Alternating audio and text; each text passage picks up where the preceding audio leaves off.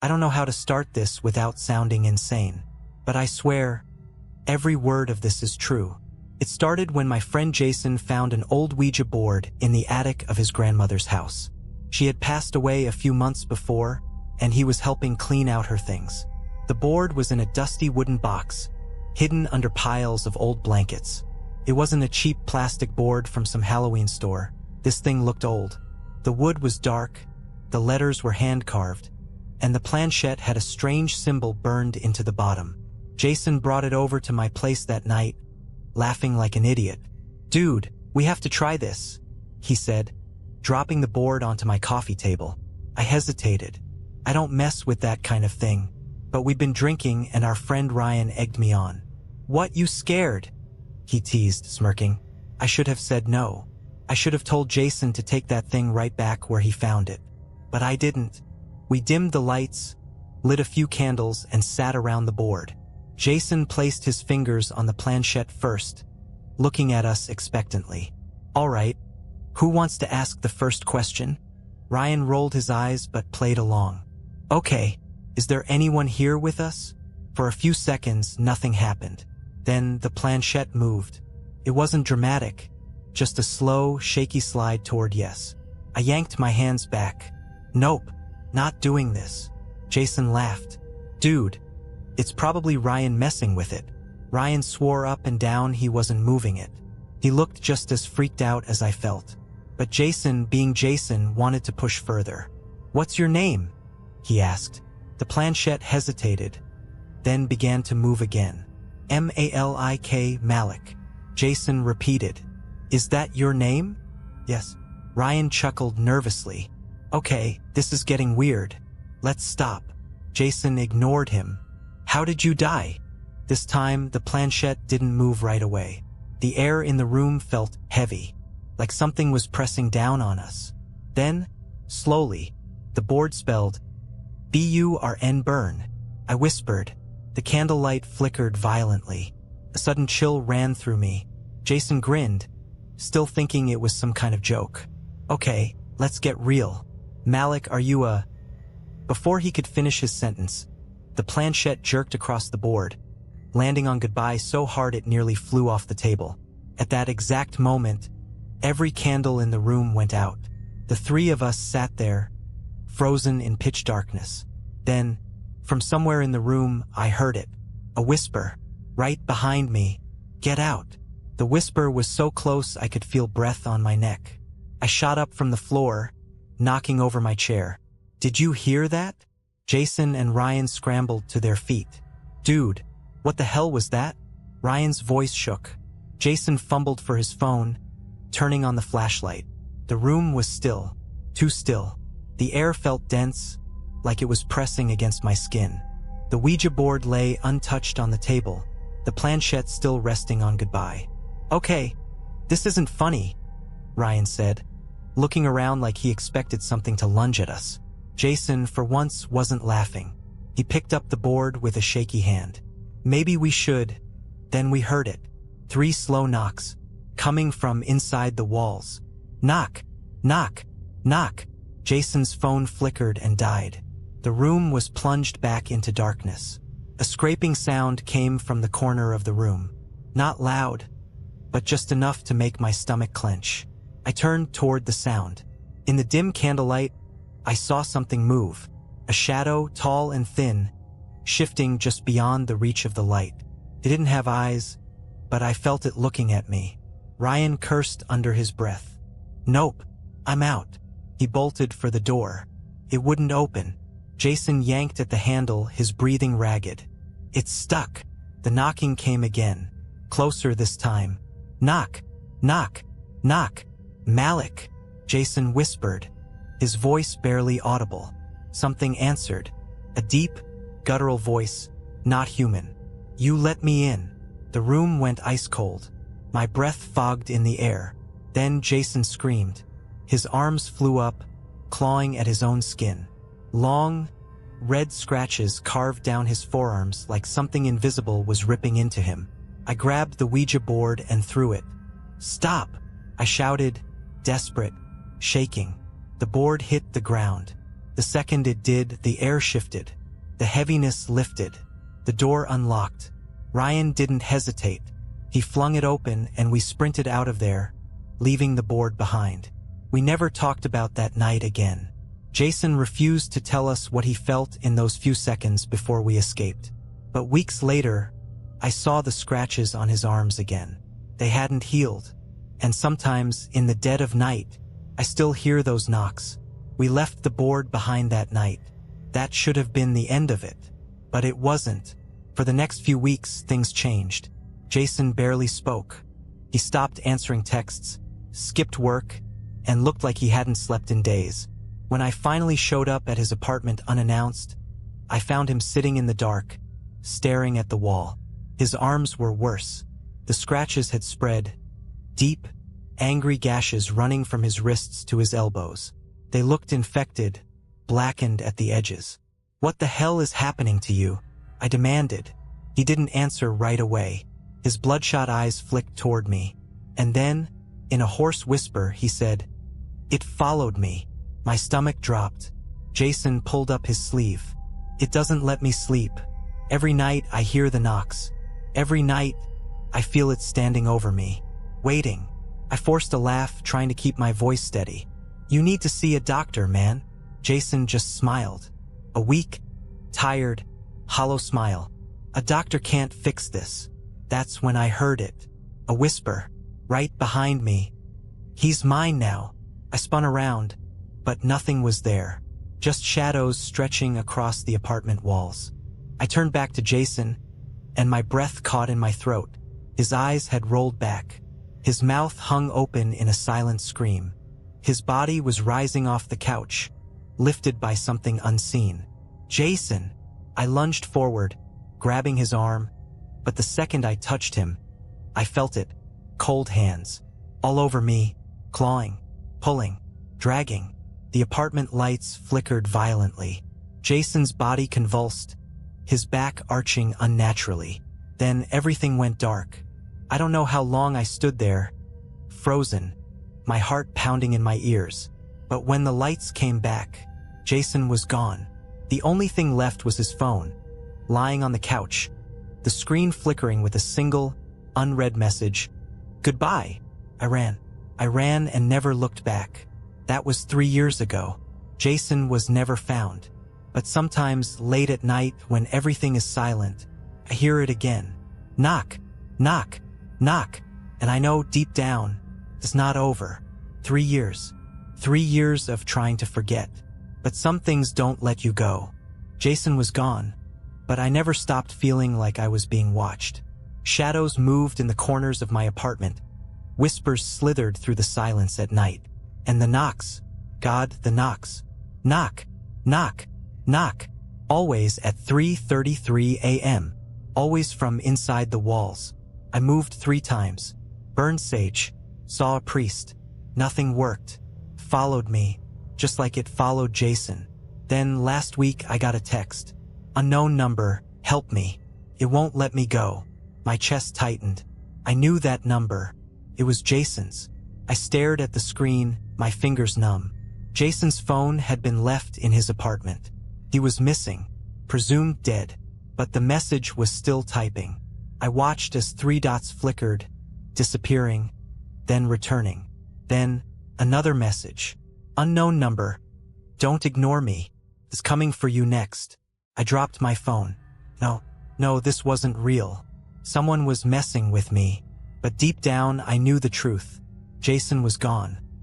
But something else was using his voice. That night, I didn't sleep.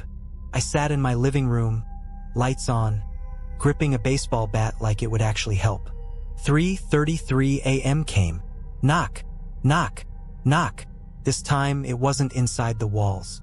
It was at my bedroom door. I didn't move. My breath caught in my throat. The knob twisted. I wanted to run, to scream, to do anything. But my body was locked in place. Then my phone buzzed. A new message. "Unknown number. Let me in." The lights flickered. A shadow slid under the door, long, twisted fingers stretching toward me. I grabbed my phone, my hands shaking, and did the only thing I could think of. I typed 2 words. Goodbye. The moment I pressed send, the room shook, the lights blew out, and then silence. When the power returned, the shadow was gone. The door was still locked. I checked my phone. The messages? Deleted. The number? Gone. But I know this isn't over, because last night, at exactly 3:33 a.m., I woke up to my phone buzzing. A new message. Unknown number. You can't escape forever. And then knock. Knock. Knock. Jason was gone. Disappeared without a trace. I told the cops everything, about the Ouija board, the whispers, the scratches, the night he vanished. But they just gave me that look. The kind that says, "You need help, kid." His apartment was left exactly as I had seen it. No signs of forced entry. No struggle. His phone, still sitting on the couch. The last message burned into my brain. Goodbye. The case went cold fast. No one could explain it. No body. No evidence. It was like Jason never existed. But I knew better, because it didn't stop. The knocks the first night after Jason disappeared. I barely slept. Every time I closed my eyes, I saw him. His body lifting off the couch, his mouth frozen in that silent scream. At around 3 a.m., I heard it. Knock, knock, knock. At first, I thought it was coming from my front door. But as I got up, my stomach turned. It wasn't coming from the door. It was coming from inside the walls. I stood there, heart hammering. The knocking was slow, deliberate, moving closer. It started in the living room, then the hallway, then my bedroom. Knock, knock, knock, right behind my headboard. I grabbed my phone and bolted for the bathroom, locking myself inside like a damn child. I sat on the cold tile floor, shaking, staring at the door. Then I heard the whisper, "Let me in." The lights flickered violently, and for a second, just a second, I saw something in the mirror. A shape, tall, twisted, watching. I closed my eyes, counted to 10. When I opened them again, it was gone. But the knocking wasn't. Knock, knock, knock. I knew then I had made a mistake. We never closed the session. We left the board without saying goodbye. I didn't sleep that night, or the night after. The knocking didn't stop. It didn't matter if I blasted music, turned on every light, or stayed at a friend's place. It followed me. Knock, knock, knock. Always 3 knocks. Always at 3 a.m. I tried to ignore it, to pretend it wasn't real. But ignoring it only made things worse. The air in my apartment grew colder. The shadows stretched longer. And the whispers, God, the whispers, they started as murmurs. Low, unintelligible. But soon I could understand them. You let him go. He's with us now. You are next. Every night, the voices got closer. I could feel breath against my ear, cold and damp. I stopped looking in mirrors after I saw something standing behind me. Something tall. Watching. Waiting. I knew what I had to do. I had to go back to Jason's apartment. The return, I wasn't prepared for how bad it had gotten. The landlord let me in without question. Jason's family had stopped paying rent months ago, so the place sat untouched. When I stepped inside, I almost turned around and ran. The scratches, they were everywhere. Deep, jagged claw marks covered the walls, the floors, even the ceiling. The couch where Jason had been sitting was slashed open, stuffing spilling out like organs. The windows were blacked out, the glass smeared with something dark and crusted, and the smell, rot and sulfur. I covered my nose and stepped further inside. My skin crawled like I was being watched. I knew I wasn't alone. That's when I saw it. The Ouija board. It was still on the floor where we had left it. But now something was different. The wood was burned, charred black around the edges like it had been through a fire. The letters were barely visible beneath the soot, but the planchette was moving. I wasn't touching it. No one was touching it. It slid across the board, slow and deliberate, spelling N-O-W now? I stepped back, my hands shaking. Then I heard it. A breath. Right behind me. I turned too late. The door slammed shut. The lights flickered and died. The whispers turned into screams. Something grabbed me. Cold hands wrapped around my throat, pulling, dragging. I tried to fight, but it was too strong. My feet lifted off the ground. I was choking, gasping, my vision going black. And then knock, knock, knock. Everything stopped. The hands released me. I collapsed to the floor, coughing, clawing at my neck. The air was thick, suffocating, but I forced myself to move. I crawled toward the board, my lungs burning. With shaking hands, I grabbed the planchette and slid it to goodbye. The second I did, the room shifted. The shadows recoiled. The temperature rose. The pressure in my chest eased. Then I heard Jason's voice. Run. I didn't hesitate. I ran. But it's not over. I moved out of my apartment the next day. Left the city. Left everything behind. But deep down, I know it's still out there. Because every night, no matter where I go, no matter how far I run, at 3 a.m., I hear it. I thought leaving the city would keep me safe. Didn't. The knocks followed me. Every night. Different places, different walls, same damn pattern. 3 a.m. knock. Knock. Knock. I stopped sleeping. I stopped eating. My new apartment felt just as cursed as the last. No matter how much I ran, I felt that same heavy presence. Like something was waiting for me to break. I started seeing things in the corners of my vision. Dark figures, twisted shadows that moved when they shouldn't. My reflection lingered in the mirror a second too long. And then I got the text. From Jason. The message from the dead. It was 2:59 a.m. My phone buzzed on my nightstand. Unknown number. I almost didn't check it. But when I saw the message, my breath caught in my throat. Let me in. My hands shook as I stared at the screen. My mind screamed at me to delete it, to pretend I never saw it. But before I could, another message came through. Picture. It was a photo of me, standing in my bedroom. Only, I wasn't alone. Behind me, in the shadows near the closet, was something else. A tall, twisted figure, its arms too long, its head cocked at an unnatural angle, watching me. The worst part? I had just taken that picture. But I was alone, or so I thought. The ritual. I wasn't stupid. I knew this thing wasn't Jason. Whatever was pretending to be him was getting stronger. It had followed me across cities, through locked doors, through my phone. I needed to end it. I started researching. Demonology, hauntings, possession cases. Anything that could explain what was happening to me. And that's when I found it. A cleansing ritual. A way to banish a spirit tied to a Ouija board. It wasn't easy. I needed a black mirror, a white candle, salt, and fire. I had to summon it, to invite it fully, then trap it and burn the damn thing out of my life. It was a huge risk. If I screwed it up, it could get worse. But at this point, I was out of options. The final confrontation that night, at 2:45 a.m., I set up the ritual. The mirror stood against the wall, reflecting the candle's weak glow. Salt was spread in a perfect circle around me. In my hands, I held a match. My heartbeat was a thunderstorm in my ears. Malik, I whispered. If you're here, show yourself. The candle flickered. The air turned freezing. And then the mirror shattered. From the jagged shards, it stepped through. Not Jason. Not anything human. The thing that had been following me. It was tall, skeletal. Its mouth stretched into a grotesque grin. It had no eyes, just deep, black holes that seemed to pull the light in. It opened its mouth and screamed. The candle exploded, plunging me into darkness. The air pressed down on me, heavy, suffocating.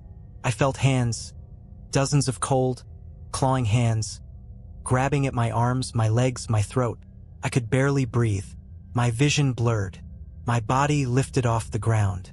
And then I struck the match. The second the flame caught, the room erupted with light. The salt circle ignited like a ring of fire. The thing shrieked, thrashing, its body contorting violently. You are not Jason. My voice shook, but I forced the words out. You are not welcome. Leave, now. The entity convulsed, its form crumbling, black smoke pouring from its gaping mouth. With every ounce of strength, I threw the match into the mirror shards. The flames engulfed the remains. A final ear-splitting scream, and then silence. The pressure lifted. The air warmed. And for the first time in months, the knocking stopped. The aftermath that was 3 weeks ago. I haven't heard the knock since. The air feels lighter. The shadows don't seem to watch me anymore. But I know better than to believe it's over. Jason is still gone. His body was never found. And sometimes, late at night, I wake up to my phone buzzing. Unknown number. No message. No picture. Just silence. But I don't answer. Because I know. It's waiting. I wanted to believe it was over. For 3 weeks, there were no knocks. No whispers. No shadows moving in the corners of my vision. My apartment felt lighter. The air normal again. But deep down, I knew. Something was still wrong. Jason was still gone. And the texts hadn't stopped.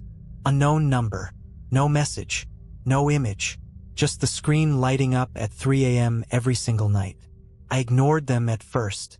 Turned my phone off. Got a new number. None of it worked. The calls started next. Always static on the other end. Faint breathing. Like someone just waiting.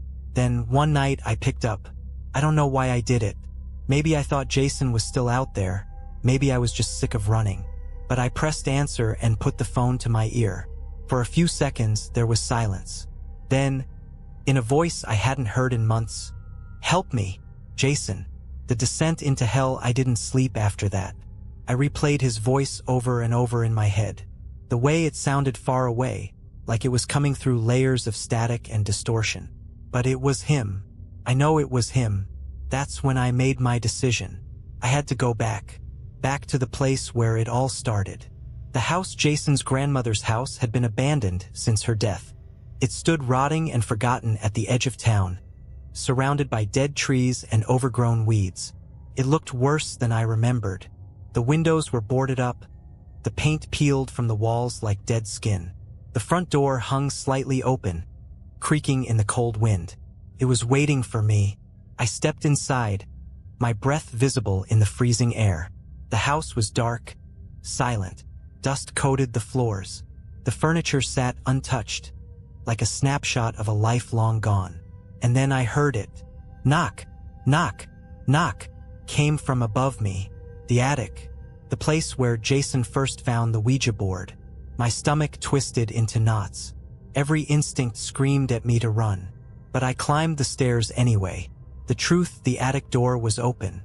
A single, flickering candle burned in the center of the room. And next to it, the Ouija board. It looked different. The wood was even darker now, the letters almost unreadable. The planchette twitched slightly, as if something unseen was waiting for me to touch it. And then a whisper. Sit. I couldn't move. My legs carried me forward against my will, and before I even realized it, I was on my knees in front of the board. I don't know why I did it. Maybe it had been controlling me all along. Maybe I was always meant to finish what we started. I placed my fingers on the planchette. The air around me froze solid, and the board moved. Jason, Jason. My throat went dry. My hands trembled. I whispered, Jason, is that you? The planchette slammed to yes. I felt a sob rise in my chest. Where are you? The planchette hesitated. Then, slowly, it spelled HELL. The choice. The candle flickered violently. The shadows around me stretched and twisted, moving in ways that weren't natural. I felt it then.